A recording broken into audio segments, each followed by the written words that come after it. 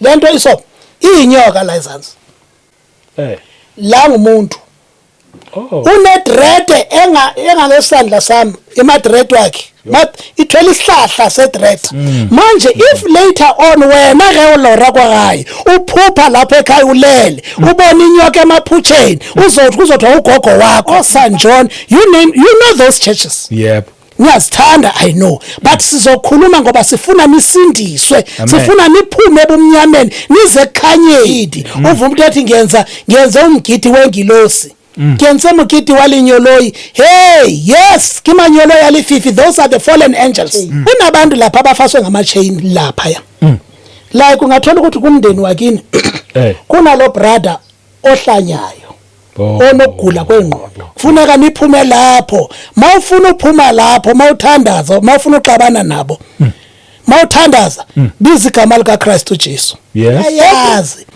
bathu bawubana lipine bayibina ngibari bari adi balumeli ntsha babuyele kaSiyoni le ngoma leyo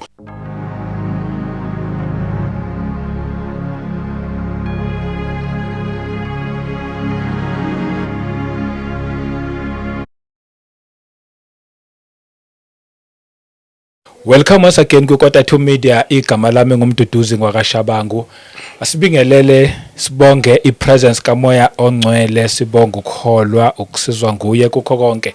Sibonge ubaba wethu osezulwini, uthando lwakhe, inkosi yethu Jesu Kristu owasifela wafa wavuka. Siyabonga kakhulu Nkosi yamakhosi. Ngibingelela abangcwele kuyizindawo zonke nje. Siyabonga abazalwane nilokhu nibuya nisho futhi ukuthi niyasizakala. Siyabonga nje kakhulu ukuconfirma lokho ukuthi esikwenzayo akusikhona nje ukudlala nogwesti isikhathi. Siyabonga nesupport yenu bazalwane, niyasiqhamuka ngendlela ezahlukene nisiza. Siyakunothisa lokho. Channel partners nonke siyabonga. Ungaka subscribe akasubscribe. Namhlanje kusesenayo baba uGoqo. Hey, nizwile last time uphethe izindaba. Angifuni ukumosha isikhathi eside kakhulu. Asikubingelele once again baba uGoqo. Sibonge nje isikhathi sakho. Ndiyabulela. Yebo. Ndiyabulela kakhulu baba Shabangu. Yes. Ndibulise apho kuwe. Yes. Ndibulise kuMoya Ongcwele. Amen. Ndibulise abantwana bakaThixo nabantu bakaThixo phangaphandle. Ndithi uThixo abe nani. Amen. Amen. Amen. Sayibonga kakhulu inkosi. Baba uGoqo, last time sikhulumile wathi ukuveza ibackground yakho, manje asayakho lapho, siyaqhubeka saphambili manje. Amen. Ofuna ukuyiqala eqaleni khona part 1 iyakhona. Uzokwazi ukusijoyina kahle njengoba siqhubeka nje siyaphambili. Uyizwile nje uma ngabe ubungakayizwa kulungile uzoyizwa njengoba siqhubeka. Uthe sothi uma ngabe sesibuya ke this time around. Uthe ukhulume something Modimo wa utheni ngonje ithe bat Sibata. Oh Sibata, yes. Abantu abathi mabethi bathi Modimo waboneke Sibata. Yebo. Hey. Zinzima indaba. Yebo. Leca ndivela kuyo iZCC. Bathi Modimo waboneke Modimo wathaba. Bare Sibata sahamba bolo. Yep. Eso Sibata mina ngasibona. Oh. Ngasibona mina eso Sibata. Ngizosdescribe. Hayi impela. Ngizosdescribe mzalwane. Yes. Wena mbowegayi. Ngiclose describe Sibata sahamba bolo. Yep. Seba bolela ho ka shona gore Modimo wa bone ke Sibata. Gore Sibata ke sa mohuta mang. Yes. Re tlo se bona le ka mo Bibeleng. Sizoskipa na se Bibeleng. Yebo. Sikhona na se Bibeleng. Amen. Kune ikhathi ke lapha mawukhonza lapha ya. Kuthiwe uthola indayela. Yebo. Ethi hamba mawufuna into zakho zilunge yospenda 2 weeks, 3 weeks, 1 month. Endlunkulu kuma headquarters eMoria. Oh okay. Le ndawo leya isentabeni noba intaba, it's not big but it's a mountain. Okay. Bayibiza iMoria. iMoria ke le gama leMoria. Remember in the Bible kune Moria where uAbraham Yes. wayekutshelwa nguNkulunkulu ukuthi ambongenzele umhlatshelo ngomntwana wakho uIsaac. Yes. Yes. It's in the mountain of Moriah. Yebo. Now ngifuna ukuvezana la, ngifuna ukuveza ukuthi i-cult Yes. ifomeka izi kanjani ngamagama la eBhayibhelini. Mawuya kwi-cult kuthiwa khetha izwi elilodwa liseBhayibhelini uzosingisela leyo cult phezkwalo. Oh. Yeah. For example, kuleli sonto mabebulisa bathi khotso. Yes. And now you know that khotso means peace. Peace be unto you. Yeah. Now that say i-cult ibekwe phezulu gama lelo. Okay. In the spirit it says an opposite. Highway. Okay.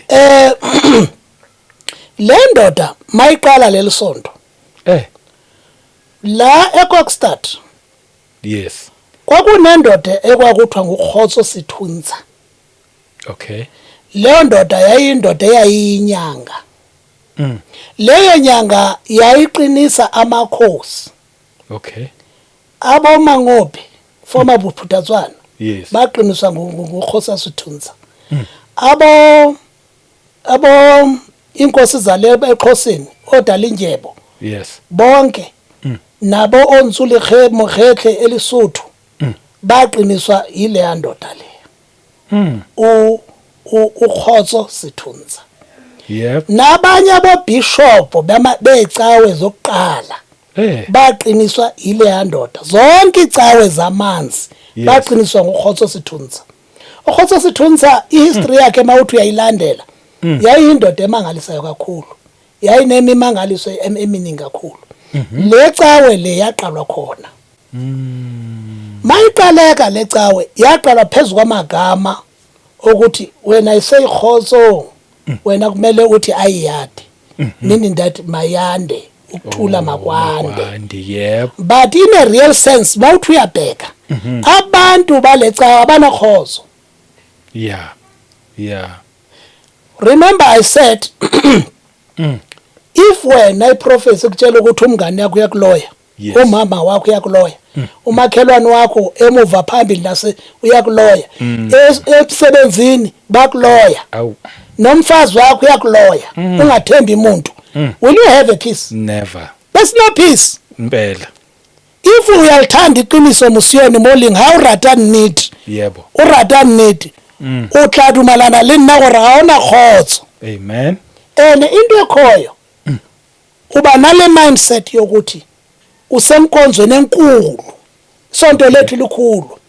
But incwadi kaNkulunkulu ithini? Ithi indlela eya ekulahlekeni ekufeni ivulekile abaningi abaya kuyo. Tsela eyangitatlehong eyangidiheleng ke babantshi ba ya ho mowe. Itsho incwadi babosha bangu. So don't be deceived i-crowd yokuthi sibanengi. Yebo. Manje mangene kwindaba yesibata. Yes. Lesi sibata mina ngasibona. Kunokuthi uvelelwe yiprofesi yokuthi ambogcina isikhathi esithile leyohlala lesikhathi esithile volunteer usebenza ngezandla. Leli yasonto linama ama-fields la kulinywa khona la kwenziwa ini, you go then volunteer ukuthi into zakho zilunge. Okay. Nihamba niyosebenza lapho, nisebenza for free. Yes banipha ukudla manisebenza lapha nisebenza for free. So this time ngani kwake indayelo ukuthi ngizokhwela intaba ngiyosebenza emasimini. Kunentaba enkulu yakhwela phezukwayo inomhlaba olimekayo ngaphezulu. So I went there for 2 weeks. Okay. So mani yolala nehlele ezindlini ezansi. Ekseni mandibukeza niyakhuphuka.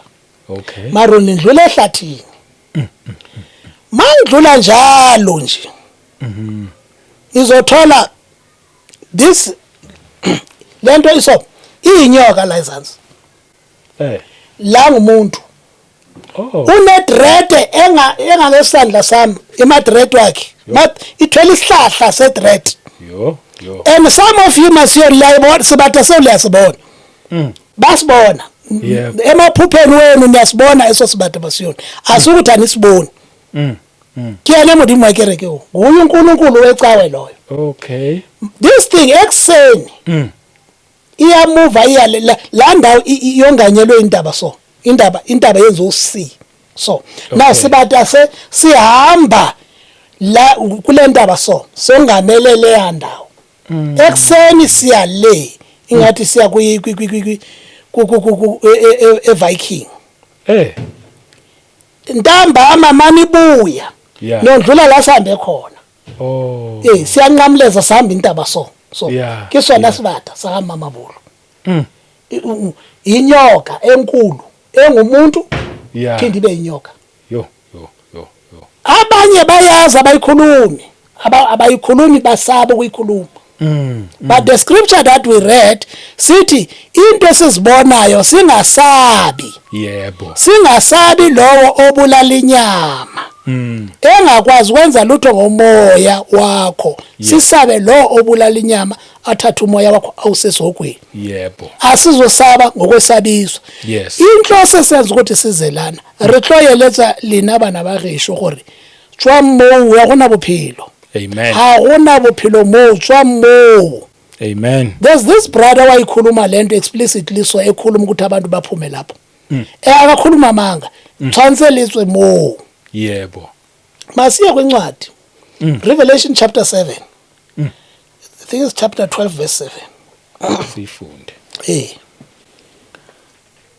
Ke tlole bontsha re sebata se mathata ka moka thomile kae. Yebo.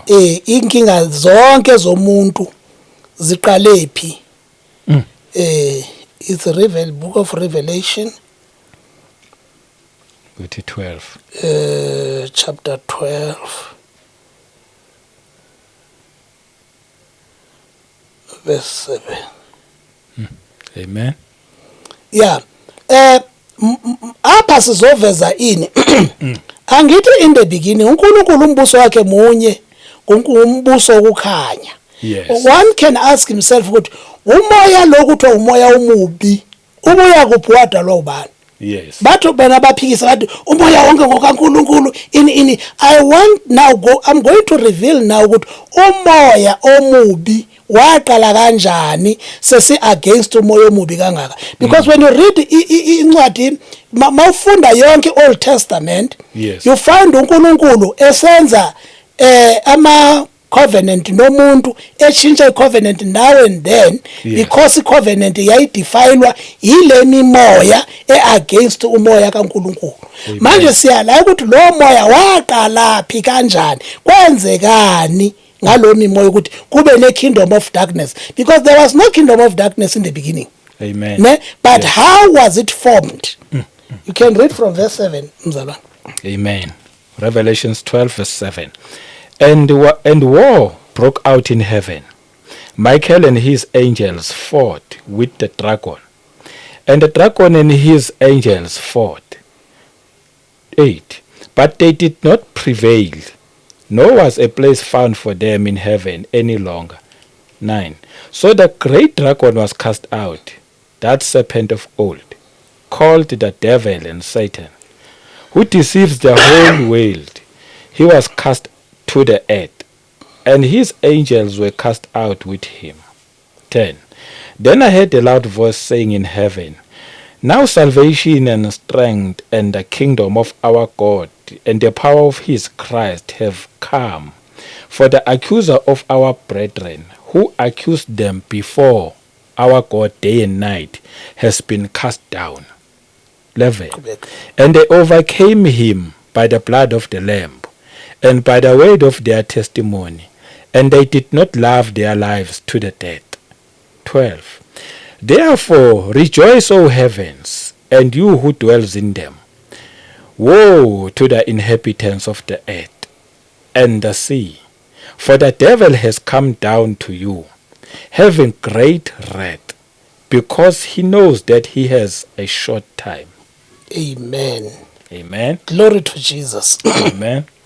Now lana mzalwane inkinga yasuka kuphi ithi incwadi kwaqhubeka imfazo emazulwini yebo uSathane oyinyoka oyidragon nengilosi zakhe balwa neka archangel Michael nalabo bebe kwihlangothi lakhe.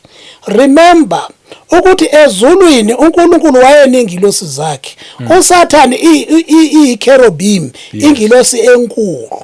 Amen. But uSathane ithi iBhayibheli, because we cannot go there now, but ithi iBhayibheli uSathane wangenwa ipride yokufuna ukuthi alingane noNkulunkulu. Yes. Wazifunela ukufana noNkulunkulu, wacanvasa bonke amanye ama-angels ukuthi babe kwelakhe side. yebo Nokuthi wathatha i-2/3 majority of the angels of heaven ukuthi zibe kwelakhe iside.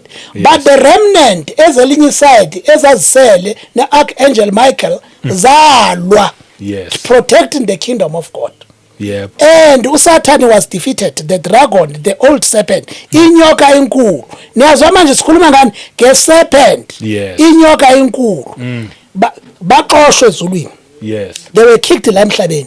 We are speaking of the spirits, celestial beings, imimoya.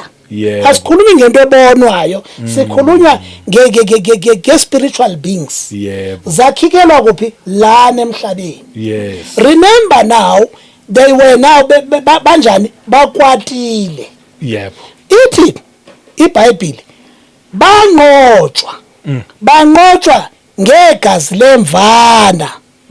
Now here they say blood of the lamb yebo and the testimony of their mouth. Now ask yourself, the blood of the lamb at that time, but Jesus ebengekabikho emhlabeni.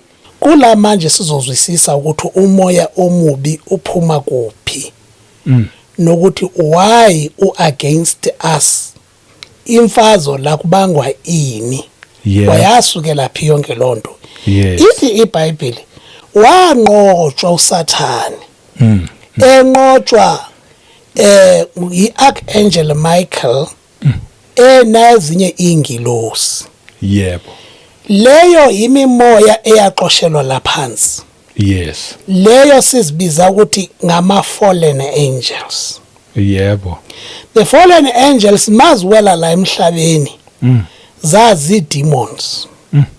Zakhetha indawo ezisacred babusha bangu. yebo uNkulunkulu makadala umhlaba, ukudala umhlaba wawenza ukuthi ube nama portal, sacred places. Yes. Remember uJacob makasuka ebaleke siya kwaLabani umalume wakhe. Ebaleka umfowabo lo amdisivile. Yes. Kunendawo la walala khona. Makalala khona ithi iBhayibheli uneasamile lije eqamelele ngelitshe. okay Uthi waba nombono. Wabona Esther yes ileri ebheka phezulu. yebo Kunengilosi ezehlayo zenyuka kuyona. amen That stair yayibonakala ukuthi that place iportal. yebo Iportal ngumnyango. I-connection yamazulu nomhlaba. yes So now ngizama ukuthini mangisho njalo, ngisho ukuthi la emhlabeni Yebo. zikhona indawo ezikhethwe uNkulunkulu. okay Now ezindimoni mazehla phezulu zayohlala kwi-sacred places. Kuma cave akwakusisazwa ukuthi there's a healing in that cave. okay Kumadama ebakusazwa ukuthi in that dam there's a healing. Yes. EkaNkulunkulu. In that mountain, when you go to that mountain, you'll certainly connect to God. Amen. Remember the old covenant, it's where uNkulunkulu wayesebenzisa uAbraham athi khuphuka entabeni. yes uNkulunkulu wayekhathela uAbraham ukuthi uzohamba la, uhambe la, uhambe la. And mawuthi uyabheka la uJacob walala khona. yes Indawo kwahamba ubaba omkhulu wakhe eqala kuyo, naye wayokha i-altar lapho. yebo yebo Manje lengilosi zobumnyama maziwa lephezulu ziza la emhlabeni, Yes. zakhetha ukuhlala kwezo portals, okay knowing very well ukuthi they will get us there, because when we connect to the most high siya kwindawo ezithile, i-sacred places ezidalwe nguNkulunkulu ukuze sokuhlala noNkulunkulu. Now when we go there we meet them. Zikhethe lezo ndawo zihlezi lo mimoya ihleli ezintabeni. yes Kunentaba ethi mawuya kuya usabuyi. like intaba ekuthiwa imudimule la ngaselimpopo mayelimpopo kunentaba bathi imudimule kube nentaba yakwaQwempe lekwaXhosa iQwempe that mountain yahanjwa ngamagqwirha nje kungenwa phaya nongena pha ubuye kube nethaba busiwu ithaba busiwu le yaselisuthu zindaba lezo ukuthi zindawo ezazikhethwe uNkulunkulu kunamahlathi asacred amahlathi ukuthi manje mawungena kuona uphumi kuneyithunzela lapho kube nendonga amaXhosa zazazi indonga indonga kula kube kuyithunzela khona unawuthwetshile bekwezindongeni those places were sacred places. Those are the places that now were occupied, were captured by umoya omdaka owe ezulwini mawuza la emhlabeni. Amen. Now uSathane wayesenzani? Every covenant uNkulunkulu wayeyenza uSathane wayeyifake. Enze fana nayo ukulahlekisa umuntu. uNkulunkulu mathi xhela imbuzi uSathane naye wathi xhela imbuzi. uNkulunkulu mathi nyuka intaba uSathane naye wemithe entabeni. uNkulunkulu waze wafika la athi manje ngizokwenza icovenant engazofeyikeka. This one is the first and the last. Icovenant kaKristu Jesu ayifeyikekileyo. That is why uNkulunkulu akasafuna ezintabeni. Uthi kuJohn 4:4 makhuluma nomfazi wase Samaria uthi ndikholwe umfazi ziyeza izinsuku ezona ingasazothandaza ezintabeni. uNkulunkulu angasazothandaza ezindaweni ezithize ngoba uyabe ekholiswa yilabo abamkhonza ngokomoya nangokweqiniso. Amen. Lo inamandla. Yes. Now ithi lebhuka iRevelation ithi balahlelwe emhlabeni. Kwazwakala ilizwe emva kwako ukuthi manje umbuso namandla ubuyele kuNkulunkulu noMesaya wakhe. Ulawulo lwamazulu nombuso kaNkulunkulu ubuyele kuye. No kuMesaya wakhe. Ngoba umkhohlisi the accuser of our brethren umtyholi wayityhola abakuthi meaning that uSathane lezulwini wayesenza chaos kakhulu wayixabanisa. He was an accuser ebheka imposo empimpa esenza yonke lonto le lithi leli lizwi lapha lithi now because the accuser of our brethren ebewaaccuser abusuku nomini phambi koNkulunkulu ulahlelwe emhlabeni. Manje kunezwe livakalayo engifuna ukuthi uphinde ulifunde lapha. Leli lizwi leli uverse 10 kune second I think it's a last part but ifunde yonke verse 10. Then I heard a loud voice saying in heaven, now salvation and strength and the kingdom of our God and the power of his Christ have come. For the accuser of our brethren who accused them before our God day and night has been cast down. Kuzwakele that voice ekhuluma kanjalo. Ukuthi manje ulawulo libuyele la kumele libe khona. Ngizofuna ujampe. Kuze ku12. Ngifuna le ndawo ke manje. Funda u12. Therefore rejoice, O heavens, and you who dwell in them. Woe to the inhabitants of the earth and the sea. For the devil has come down to you, having great wrath, because he knows that he has a short time. Amen. Now kuthi jabulani nina amazulu ngoba uaccuse uqoshiwa ngithi. Uqoshiwa kasekho. Kodwa ithi iBhayibheli homadi mabeluna ba ahile lifatsing lile watling. Angazi ngesizulu uzothini mawuthi war. Maye. Maye kini mina abakhe emhlabeni nasemalwandle. Manje someone can ask ungazibuza ukuthi manje abakhe emalwandle ngabathini? The marine kingdom yonke impilo yaphansi kwamanzi indalo kaNkulunkulu. But it was going to be affected now. It was going to be captured now.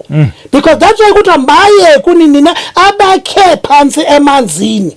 Nabasemhlabeni. Yimi nawe. Now the whole marine kingdom say captured today ukuthi kuphila Satan emanzini. It is because it was affected by the demons, by those celestials being sezawiselwa apha emhlabeni. Yes. za capture yonke life yasemanzini yayi kingdom yazo. But the marine kingdom belongs to God, but it is captured. Yes. Even the environment, the nature itself, it was affected. Yebo. Why we are saying the nature was affected? uNkulunkulu la emhlabeni ithi iBhayibheli wayelime zonke izityalo ezinhle ezityekayo. But later on kwazamila ezihlabayo ezinjani ezibulalayo ezithini. Yes. Because the nature of God was affected by those spirits mazofika phansi. Amen. Sibona phi ke manje? Remember ukuthi le mimoya mayehla phezulu iza la emhlabeni ukuze operate in this physical world. Yes. They need the body to operate. Yeah. Umoya mawuhlayo lemazulwini angeke usebenze into ebonakalayo la emhlabeni. Kufuneka uthole isidumbu body of something. Ingayi body yekatsi or yemfene or yenkomo or eyomuntu. The spirit must possess something in order to work. As long as it's a body. Okay. As long as it's a body, it needs a body. Now the first animal that was affected by that thing, it's a serpent. The Bible, Genesis chapter 3, mayikhuluma lapha ithi iserpent yayiyisilwane esasinobuhlaka nobukhulu sidalwe nguNkulunkulu sinjalo. Yebo. uSathane wasebenzisa sone. He possessed a serpent. Wasebenzisa ubuhlakani baso ukwenza to deceive mankind. Amen. Now, masikhulume nge-wild animals. Sikhulume ngama lions. The lions ingonyama lezulwini. Amabhubezi akadla abantu. Akadla inyama. Adla utshani. Wow. How come la emhlabeni ibhubezi malibona umuntu lamgijizela mlumo? We possessed. The nature of God was affected by this. That is why kunezulwane esizisabayo instead of thina sizilawule, because a man was given a dominion. Ukuthi zithiya amagama zilawule. They cannot attack you. Iqiniso yazilatshoyo. Amen. Iyaphi ke manje ngiza ke manje kumoya obumnyama ukuthi umoya obumnyama ovela kuphi. Okay. Ukhumbula ukuthi ngihamba kuphi manje? Ngihamba la ngithi icawe zobumnyama zikhona emhlabeni nokuthi zisebenzisa ophu umoya. Na umoya mase wele emanzini emahlathini emakavini in lo moya lo manje uzotargeta abantu abaya lapho bethi bayofuna uNkulunkulu. Babushabango noba ungaphuma manje uthatha indlela uye Free State, uthatha iN1 uthi ubheke intabeni emahlathini lapho uyahlangana kunabantu lapho. Abantu abombethe mhlambi izambatho ezithile bafuna uNkulunkulu. But they don't know ukuthi ufuna kanjani. People, they want God. That is why incwadi kaHosea 4:6 ithi my people are perishing for the lack of knowledge. Which knowledge? Of knowing the real God. Ukuthi uNkulunkulu ubani. We cannot differentiate. Because manje uSathane ukhuluma iqiniso. uSathane makakhuluma nawe ukhuluma ngabogogo bakho. Ubazi bonke. Akakhuluma manga. Ubone into yakhe kini uyayazi. That is the truth. That is the truth. Usathane uphethelwe ngeqiniso ngento zakini mara ekulahlekisa. Now uNkulunkulu lapho makathi we perishing because of lack of knowledge. The knowledge yokwazi ukuthi who is the true God. uNkulunkulu wathi makabona basiyalahleka. Athi nakabona ukuthi siyalahleka singabantu bala emhlabeni. Wazenzele identity. Mawufunda the book of Colossians chapter 1. From verse 12 up to verse 15. I'm going to paraphrase it. Ithi masimbonge uNkulunkulu lowo wasikhipha ebumnyameni embusweni obumnyama wasidlulisela embusweni kanyana wakho Kristu Yesu lowo oyinsobozi kaNkulunkulu. uKristu Jesu uyinsobozi kaNkulunkulu la emhlabeni. Angithi umoya omdaka wona wangena kuyilwane uzomanifest la emhlabeni. uNkulunkulu ke yena wangena emzimbeni womuntu. Ithi incwadi I think Isaiah uthi he prepared himself a body. Amen. Ukuthi azongena enyameni aze ngesithombe somuntu ngoba umuntu udalwe esithombeni sakhe. Amen.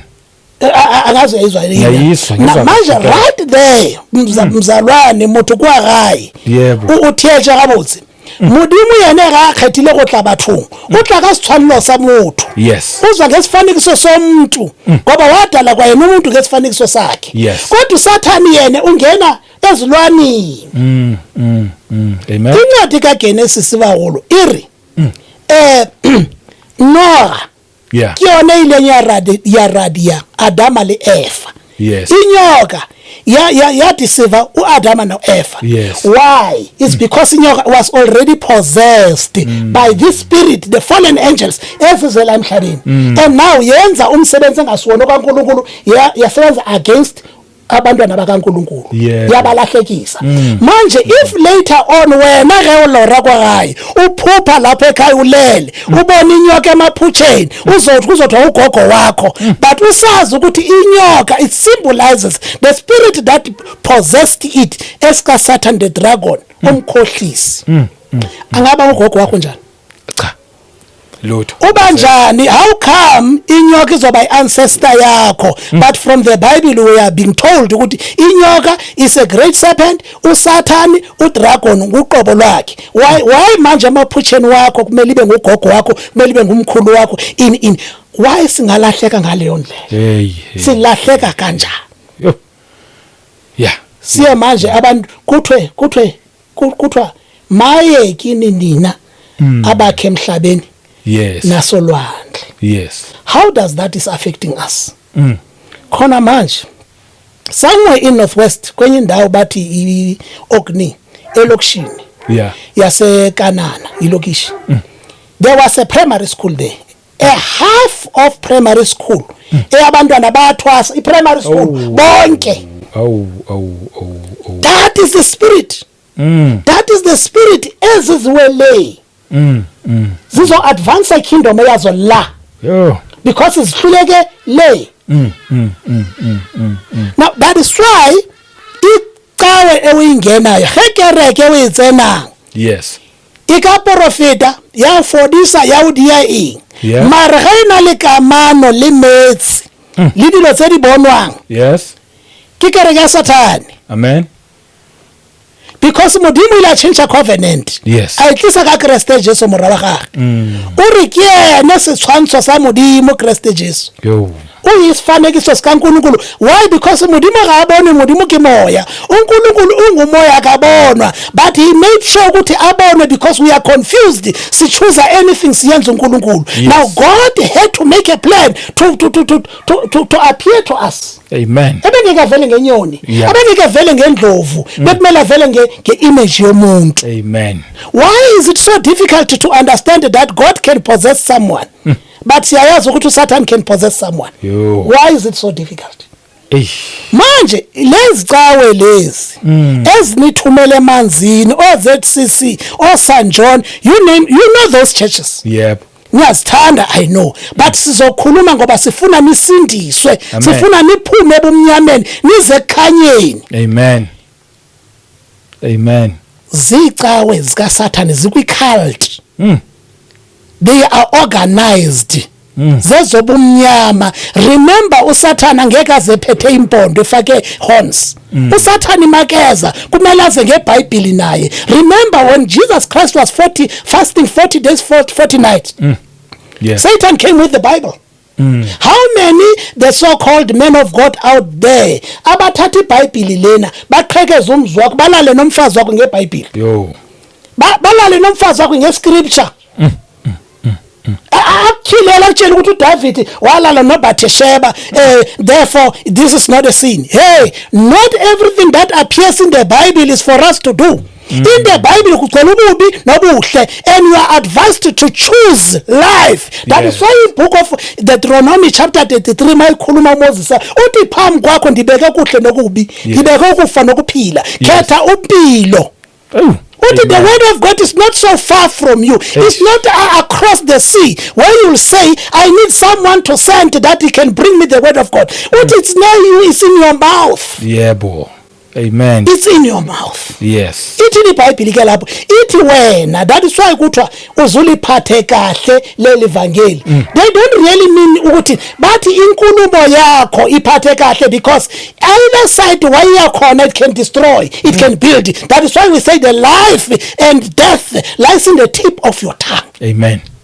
Yes. Ukufa nokuphila kula elimini lakho. Yes. Liphathe kahle leli vangeli. Your word is the same word that in the beginning it was there. Ithi book ka John 1:1, ithi in the beginning there was a word, and the word was with God, and the word was God. Amen. That same word, it created everything. Yes. That same word, it is the same word that it said, it is so sharp and active and alive. It is sharper than double-edged sword. Itsho iBhayibheli. Yebo. That word it is able to detect what you are thinking in your heart. Yes. That's how powerful. It is so powerful that it can separate the soul and the spirit. Amen. That's the word of God. That's the power. Yes. Yes. Masiyekeni into ezibonwayo. Now, if the prophecies ezezicawe uKristu prophet sewurume kwanu ke ngoladametsi. Khasi prophet samudimo. Amen. uNkulunkulu wakwashaya abantu, I think the Amalekites ababesithi no, the Israelites they defeated us because their God is the God of mountains. Let's pull them into the valley. We can defeat them. uNkulunkulu waxela the Israelites what the Amalekites, I'm going to defeat them for the mere reason yokuthi nje but I'm God of a mountain. I'm not God of valley. Yeah. Ukhuluma ke ngabantu abathi rona modimo wa rona ke modimo wa thaba. Modimo ga se modimo wa thaba, ke modimo wa lefatshe lotlhe. Yes. If you label God umthatha umbeke phayana, let me tell you, when you do that, uSathane nguye othanda ezo zinto. Yeah. Let's talk about angels. Yes. The angel of God is not worshipped. Yes. He's serving us. The angel of God is your servant. Yes. Funeka ikuseve. Hawu rapeleli nyoloyi. Awuthandazi ngilosi. Awusebenzeli ngilosi. That is why in couple of scriptures, when someone was seeing an angel in the Bible, yes, lo muntu makaqala ethi uyaguqa nje, the angel will say no, don't do that. Don't bow to me. Yeah. I'm a servant like you. Yes. But now here's the question, which angel ethanda ukukhonzwa? A fallen angel. A fallen angel ezokwenza imigidi. Uvume ukuthi athi ngenza umgidi wengilosi. Ngenza umgidi walinyoloyi. Hey, yes, kimanyoloyi alififi. Those are the fallen angels. If angel ewena uyirapelanga ithabela urapelwa, ijabulela ukuworshipiwa, it's an angel of darkness. Amen. Because that's the reason why they were fallen. Yeah. Because they wanted to be above God. Yeah. Be careful of any prophecies that tells you about angels. Be careful of any prophecies that instruct you that angel says this and that. Yeah. Gijimela kude. Manje la sisenkingeni thina abantu bala emhlabeni against these spirits. Remember, these spirits it is 10 zikwatile. It the serpent, it's at rage ikwatile. Yep. Ngoba isikhathi sifitshane. Yep. Isikhathi sincane. Ithi manje izela ikhaliphile ayizukusizela. Yeah. Sathane ngeke akunika impilo, akanampilo. Akayazi impilo, akanathando. Futhi na umserver ufuna more and more and more. Yazi mangisezethi ibisithi mangiprofitwa ngabantu. Umuntu akuprofite ubethi nje sibona ivene la kwena. Iphi ivene yakho? Iphi ivene? They are always promising lies. Ngithi hayi mina nginavene, hayi ivene yakho iyeza, thatha lokho uhlanganise naloko. Usaza ugijimisa icathulo lizophela. Icathulo lizophela, akho mahahe ngahambanga caves. Hamba uye le kwa Fixburg kuma cave. Ungena kuma cave kuthiwa uyokwenza i-ritual whatever. Bakuhambisana bakuse kuma cave, bakusemanzi, bakufundisa amanzi ekuthiwa lamanzi lana kimetsi yaphororo, amanzi awakho okay. Lawa Martin. Yeah, leona la waterfall. Yeah, that waterfall water. Yes. Bakufundisa lo manzi. You'll go far. You'll uzokhipha imali. Imali yakho uzoba nayo, but uzolanda endlini. Abantwana bakho bazolamba, uzoba poor, but imali yokuhamba ukhona ibhasi le uyele uzoba nayo. Yebo. Manje mawuya ku Revelation 13 sisakhuluma ngesibata risabolela ka sebata modimo bitswang sebata the beast. Now alithi leni moya iwele emanzini. Yes. Iwele kuma mountains, kuma bushes, jungles and so on. Yes. To sacred places. Now, ku Revelation 13 noba sizoyifunda uyibhalele nekwakayo uyifunde lapha ekhaya. Yes. Mase ivele emanzini this serpent. Ivela manje physically. Ne? Yes. All in one. Ithi iBhayibheli ivela inombala wengwe. Ivele ingathi resemble all animals. Zala emhlabeni. Yep. Inobungwe ngapha inobubhubezi ngapha is all, I call it all in one. Ngifuna ukutshela ukuthi manje siyapi. That all in one ithi iBhayibheli yathi umhlaba wonke mawuyibona yawukhothama.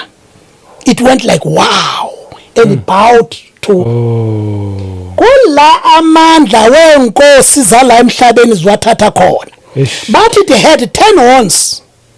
7 heads, 10 horns. Or maybe versa, yeah. Uyayifunda. These horns and crowns. Kamandla wokubusa la emhlabeni. Okay. That's why there's no kingdom yala emhlabeni amandla khona ngalandwe emanzini. Ubukhosi obunye nobunye. Amandla khona babuthatha phi emanzini. Yeah. Kumele bagqoke the skin of what? Of a leopard. Yes. Leopard. To symbolize that beast. Okay. You. All right. Sibuye ke manje size esontweni. Mawufika esontweni. Isonto lomoya noba leli phela kamoya. Mawulele uphuphe. Uphiphe isambatho esired. Yeah. Uye kulomuntu okuholayo. Athi ayamba uthenga malapho. Isambatho sakho leso. Yeah. Bakuthungele sona. Usifaki, faka amaduku are ready. After 3 months, uphuphe yellow, athi naleso sakho. Uhambe uyothenga amalapha. Athungwe, ugqoke. Sinamalanga khona. Mawuya ngelanga elithini. Now after 3 weeks, uphuphe futhi. Yeah. Isambatho sengwe, mabalengwe. It's all in one. Yahlangana. It's all in one. Okay. Yahlangana. Hey. After another 3 weeks uphuphe isambatho sesaka uyakhumbula la masaka wayenje ekhala masaka wadala okufaka umbila bikhetsisela tsakhale kunezambatho ezinjalo. Yes. Sihlale soyibondini ulibele botengiso umthako uqalile manje insokolo yakho iqalile manje. This each and every isambatho sinomoya waso. Kulenyanga mawusebenzela uNkulunkulu wesasambatho lesiya esibomvu. Mawuqeda nje uNkulunkulu welesa sengwe uyakhweleta naye ufuna ukuseviwa naye. Ucloud dula udiya mikiti bophelo bawo mikiti yasitshiso bophelo bawo kamuka. Useva lemimoya because ithanda ukusevwa. Angithi lezo sithi ngichaza amapostola zani ngichaza zamanzi. Uthola ukuthi umuntu unezambatho eziningi ezihlukahlukile ini. Umama wami wahamba icawe yesiphiri. Icawe yesiphiri yeyiphi? Yile ingenwa ngama leaders most. Wezicawe zobumnyama zonke ziyahlangana at night. Iqala ebusuku iphela at night. Mawungenile lapho uthola izambatho ezingekho emini azibona ebusuku kuphela. Hayibo. Zimi all sort of colors bona kuhlangenwe lapho bathi bayolanda amandla so that bazokwazi ucontroller inhlanganiso zabo. From different churches bahlangana ebusuku bahlangana bazofaka inkosi lapha. Le angizwa ngobathi I was once there. Bazoshumayela lapho bashumayele bafaka isonto kuzopheka kuzodla ebusuku ekseni ngathi azange kube na next baqedile. Hey man. Izambatho zakhona zinqitshwa nje ebusuku. Manje lezo zicezo bomnyama. Yebo. Usathane yathi makabona ukuthi laba bevangeli ukuthi ngabazalwana akakwazi ubathola. Ngithela ungilalela emzalwane. Akakwazi ubathola.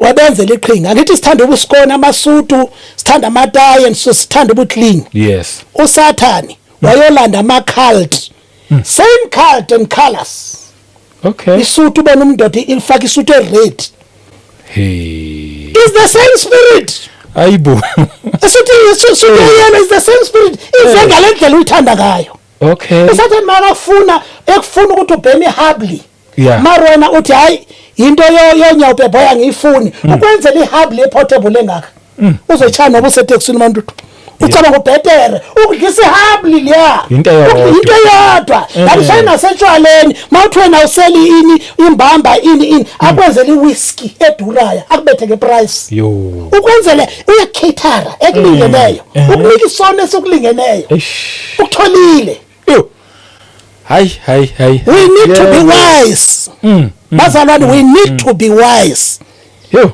yebo ubona umuntu nje vele ngesuthu engajwayelekile isikhala ejwayelekile heyakhe nje ivele ukuphehlelelwa yes angithi yena akafuna ukugqoka ispeaker uthi ufundile akafuna ukugqoka ini ufundile ukhuluma iEnglish ufaka abakick and boboza unjani nje woman of God sathana nomenzele yakhe ikhalithi ecaleni emlingene but the colors will match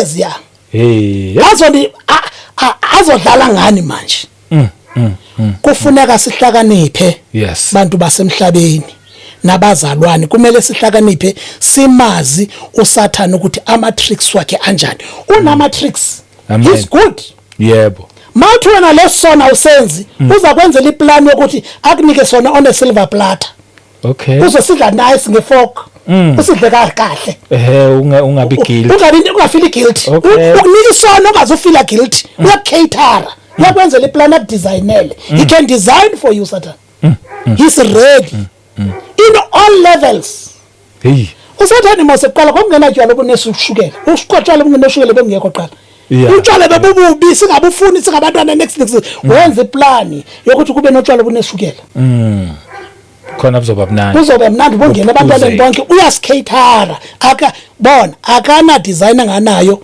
eyomunye nomunye umuntu all levels yeah manje sisenkingeni the book of Revelation le chapter 13 uhambe uyifunda yes but this snake must phuma sisithi this beast yeah all in one inemibala le yonke yes iphethe amandla wenkosi ezibusa la emhlabeni even nabefundisi bafumana amandla lapho this Khoso Sithunsa sikhuluma ngaye I'm not the first one to talk about Khoso Sithunsa okay sebekhulumile nabo ngaye kaningi yazi lelsonto lezethi sasiliphikela ngabo 1980s yeah zagil defender pap Gil defender ngiyithi abantu basitshela sele sonto lethu lukhulu in gil defender ngeke defender futhi ngangikwazi ufunda iBhayibheli mosmina ngangikwazi ulidefender ngayo iBhayibheli oh yeah ngangikwazi ulidefender ngeBhayibheli kanti kusemnyameni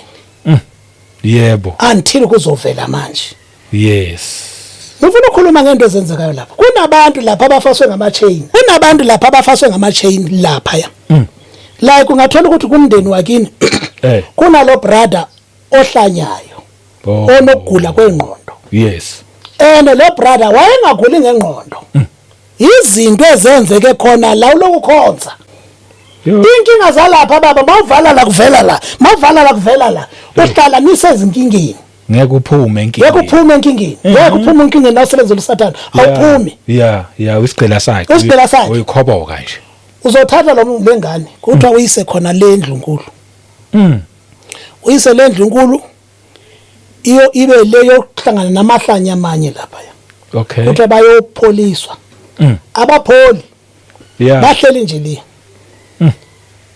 kodwa nabafayo basuka kuphi they don't come back home awu lalela baba ngibe ngumzelsisi mina from ebuncaneni bamboma 80s I was very young 80s yes ukuzofika manje ku 2016 17 so it's almost 40 years or so it's a lot of time impela so into eyenzeka ngale ngiyayazi eneziningi zikhile ke songaphandle mangaphakathi uba dom awubonix umuntu obonayo ngaphakathi he is regarded as mad Okay. Laba bantu adi babona ngathi bahlanya lapha banomoya bahlanya bayafaswa ngama-chain babona into zalapha and they are treated so bad ngathi kuthi abazoloya la ecaweni. Oh.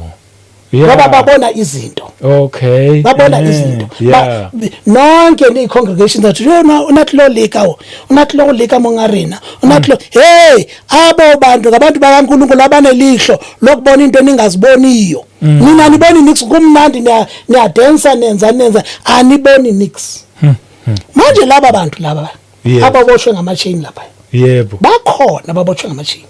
Siyababona masiye kuma conference lapha siyababona. Abaphuli. Ish.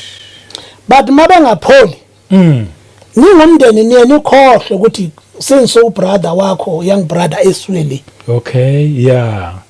Lost of contact akusaziwa ukuthi ngowa kuphi. Oh. Bafela le baphelela le. Bayimihlabelo yale. Ish. Nihambe niyobheka i-testimony ka-brother ka-Pastor Mahlangu. Akaveli swakhuluma uPastor Mahlangu. I-audio bathi ku-YouTube. Niye akakhulumi ye-ZCC. Mara hawuli mZCC utla ubulela ka-ZCC. Ngoba uyayazi wawulapho. Oh yeah. Ukhuluma izinto owadlula kuzo ingumprofita esenziswa zona lapho. Akafuni ukukhuluma ngegama but yiyo plain. Kula uzobona khona ukuthi hey it's a very serious cult. I-cult engaphezulu kwe-cult ezikhona la kwiSADC. Abantu you need to be careful. Yebo. Kufuneka niphume lapho. Mawufuna uphuma lapho, mawuthandaza, mawufuna uxabana nabo. Mawuthandaza, biza igama lika Kristu Jesu. Yes. Every time in your prayer mawulapho, biza igama lika Jesu. Mawusendlini yakho biza igama lika Jesu. That Jesus Christ through his Holy Spirit uzokukhipha lapho. Uzophuma. Nabaprofeti bazokutshela ukuthi wena awusamkelekanga bakwazi ukukhipha ecaweni. Okay. Bakwazi ukukhipha ecaweni. Yeah. Bakwazi nokuthi ufuna kuyothwasa. Icawe ne mara bakwazi ukuxela ukuthi de abadlozi wakho akufuna abathu hambe uyothwasa. Isonto elinjani lelo into enzekayo. I-confusion enkulu. Yebo. I-confusion enkulu.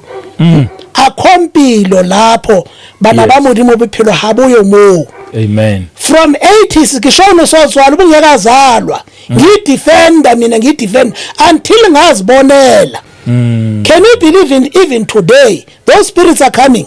Yabona brother Pakis yohlala amanesiza la. Yes. Ikhuluma iqiniso leso.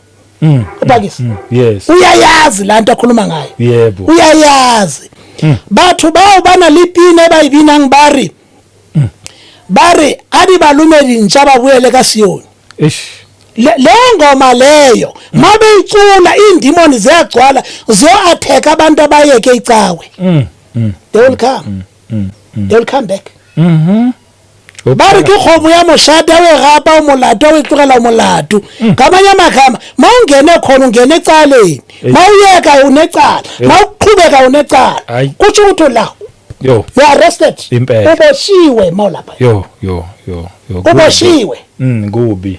So uKristu Jesu uzele ukuzonikhulula lapho. Yes. Unikhulula kanjani? Uthi mina nginikwe kwincwadi yakhe maka prophesy evula Isaiah. Uthi mina nginikwe ngagcotshwa ngigcotshelwe ukuthi ngizokhulula ababoshiweyo. Yes. Uthi ngagcotshwa ngizokhuluma indaba ezilungileyo. Yes. Ababoshiwe yilabo spiritual ties ubophiwe. Awuzubhubha mawuyekile lo cha ndimlandifanga ndisekhona. Yep. Kodwa iyeke usazi bawuthatha uKristu Jesu. Amen. Mara gautlukela kereke ubuya apostoling or ubuya ko St John usinyana kwa yakho kuyabuja. Umosha isikhathi usuka kuSathane uya kuSathane. Udlalela ihlanzeni sakhe. You cannot leave that church and go elsewhere except to say go Christ Jesus. Amen. You must go to Christ Jesus. Yes. Uthembe yena. Yebo. Naba zake zafika izinto zabo ebusuku. Zafika.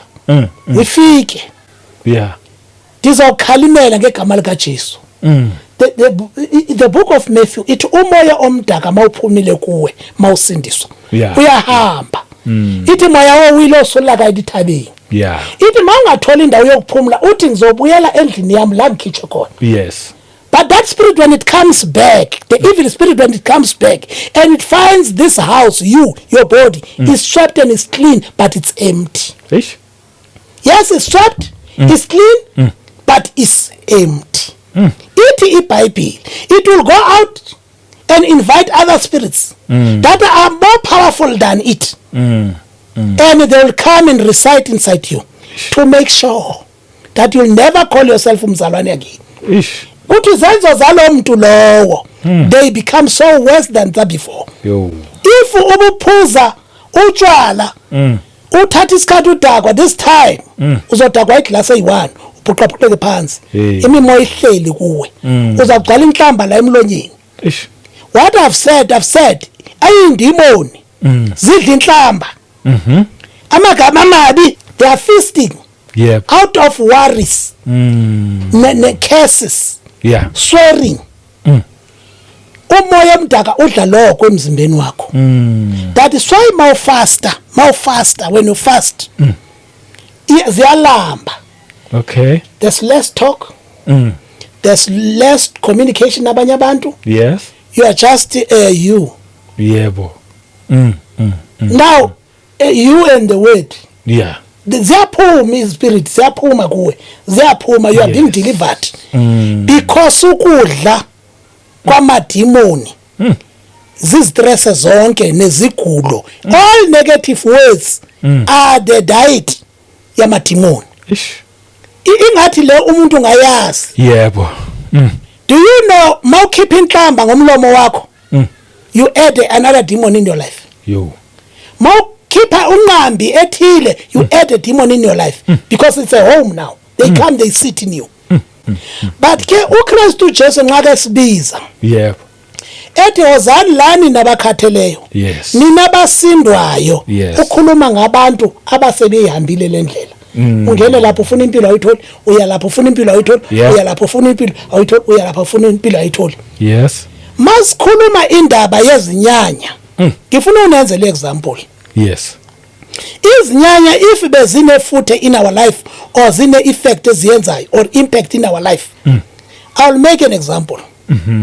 Why if umntwana akamazi ubabakhe, mhlambi ngizele umntwana eKZN, angazi ukuthi nginomntwana. Yeah. Ne? Ngihlezi la. Umntwanami angimazi, uyasokola le. Yes. But they don't tell me ukuthi unengane le. Kezi ngishaye nje ngempama zithi unengane. Ingane lezo balephara, idla ama drugs, iphile erenkeni, ila estrateni ngoba ubabayo ayimazi. Yeah. Ngifuna uthetha ngengqitha amaXhosa. AmaXhosa siqhawula lo mnwe lo. Lo. Umntana omncane uqhawula lo mnwe. It's a cult onto leyo. Kanjani kuriwake bolela diloze, ngifuna ukubonisa abantu ukuthi indaba yezinyanya iyicult. Yeah. Inomoya. Yebo. For example, zokwenza example ngengqithi, isiko lengqithi. Isiko lengqithi alenzwa noba nguphi umntwana. But ingane ezothi la ekhaya iyagula. Yeah. Nalaba bacabayo.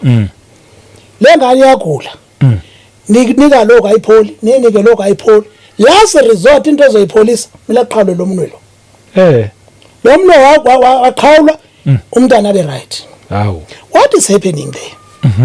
Ubaba kababa wakho wahamba wayofuna i-covenant nomoya othize, wayokwenza altar, wazikhomita kule altar, ezikhomita nabantwana bakhe engeke abazali, wabakhomita kuleli altar ukuthi mina from my loins, from my substance, baza kusebenzela, nadayiswa nisesesizalweni sikamama wakho. Yes. Nidayiswa kuleli altar ukuthi bonke abantwana bami they will do this ritual. Yebo. Ziningi ke rituals, ziningi kakhulu. Enye yile ku Deuteronomy 18 verse 9.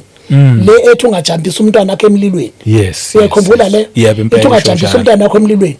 Or some of the Nguni tribes, umntana naqeda ukuzalwa umama uhlala ngalo ubaba uhlala ngapho kubasa umlilo ngakho ujampiswe lo mntana utsitshisa umlilo iDeuteronomy yayilwa lo nto ikhona la yebo impela ungajampisa umntwana akho umlilo nani mjampisa umlilo kunamagama akhulunywayo phezulu kwalo mntwana yes amanye amagama athethwa ukuthi phika into yaziyo ngesixhosa phika into yaziyo amjulile ngapha phika into yaziyo amjulile phika into yaziyo lento bayikhulumayo bayifaka kulomntwana yebo lo mntwana uzoyibona nini lento mayisebenza uzoyibona lo mntwana masemdala lo mntwana noba ngantshontsha safe yemali ayithatha ayifihle bambeke lana bathi iphi imali bamchoke bamenze yonke into befuna iqiniso ngeke balithole uqalela ukufa why because waweldelwa ukuthi ayiphike into ayaziyo inkane lapho for example eMarikana ineMarikana sakha mbasakha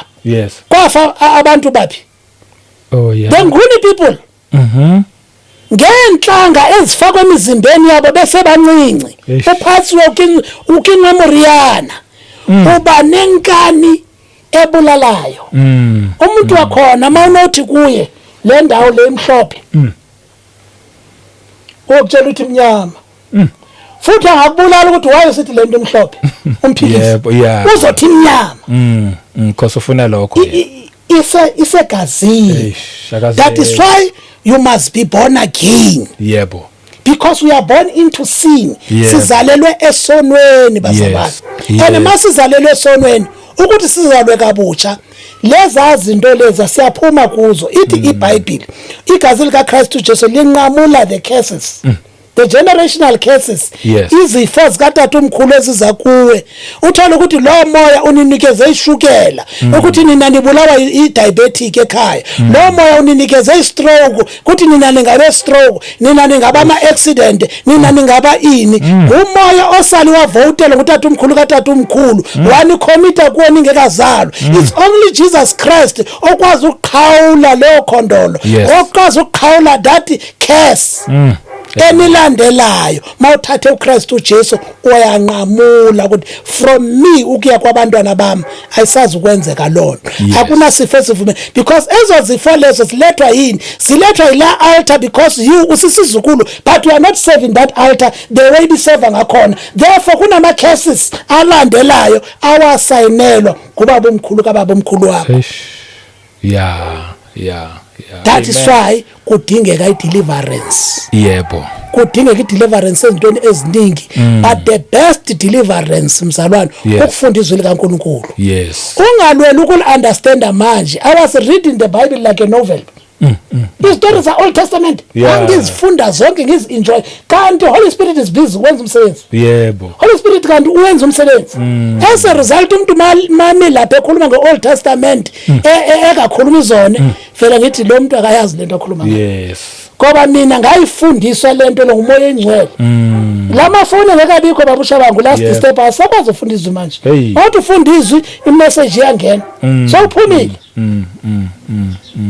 so injalo bantwana bakaNkulunkulu uNkulunkulu mawenzile umusa ngisaza uphinde ngibuye yebo I'm going to expose more yezinto ezenzeka le amen ngoba ngifuna uphume lapho amen ngeke ukhulume into ongaveli kuwe ngivela kuyo mina bengiphakathi kwayo for 40 something years for 40 something years don't even try phuma lapho usithathele uJesu amen ngathi sicedile wamanje hayi babugoqo siyabonga kakhulu mfundisi siyabonga nje waletha izwi ngichaza ukuthi uletha testimony at the same time ufaka nezwi kubalulekile yebo kubalulekile kuyaphoqa yazi wenza enye example nje nami sengiyayivala wenza enye example ukuthi ungadelela umuntu ophuza imbamba emakhaya uthi mina ngize ngiphuze lento enje ngoba uphethe whiskey Nkosi yami thinking ukuthi wena you are bad kanti niyafana kahle ufake musemgodleni kaSathane same thing nisesuswini sakhe thatha uJesu abe inkosi nomsindisi uzwele umfundisi ushilo akukho kunye okusindisa la uJesu Kristu akuyona nje indaba yokuthi le ientertainment cha ukuthola iqiniso bese uthatha uJesu uzokwazi ukuthi usindiswe. Mfundisi, amazwi akho okugcina nama-contact sivale. Oh yes. Yebo. Mina-ke uma ngishumayela ivangeli ngizwala nemibuzo, namanje angibuza imibuzo mfundisi. Ngendlela oletha ngakhona yazi angifuni ukuphazamisa khosi into oyikhulumayo. Mangathi ngifaka umbuzo uzokhohlwa lento obukadisho kanti ibalulekile. Yeah. Sengisho kubo abazalwane. Mina ngithanda imibuzo. Ngoba nayibona iBhayibheli le. Yes. Iphethe impendulo zonke. Because imibuzo yazi njani? Yes. Ifana nezihlahla. Mayiminingi. Yakuvala for your understanding. But once we answer those questions, it's like we are uprooting that bushes around you until usale ubala. Ngeke ungasizwa.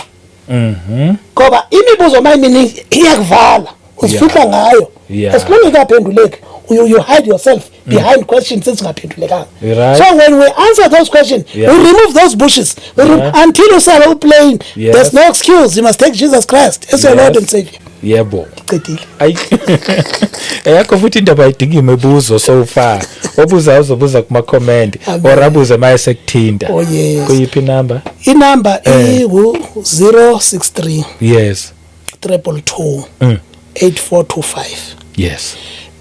Mina ndiku online church bazalwane manje. Oh okay. Ebizwa Global Intercessory Ministry.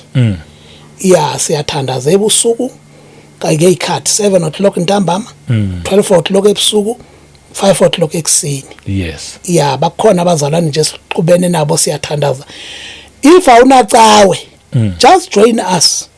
Just join us usilalele. Bakhona bazanihola lapho bazonifundela izwi ziningi indaba lapho.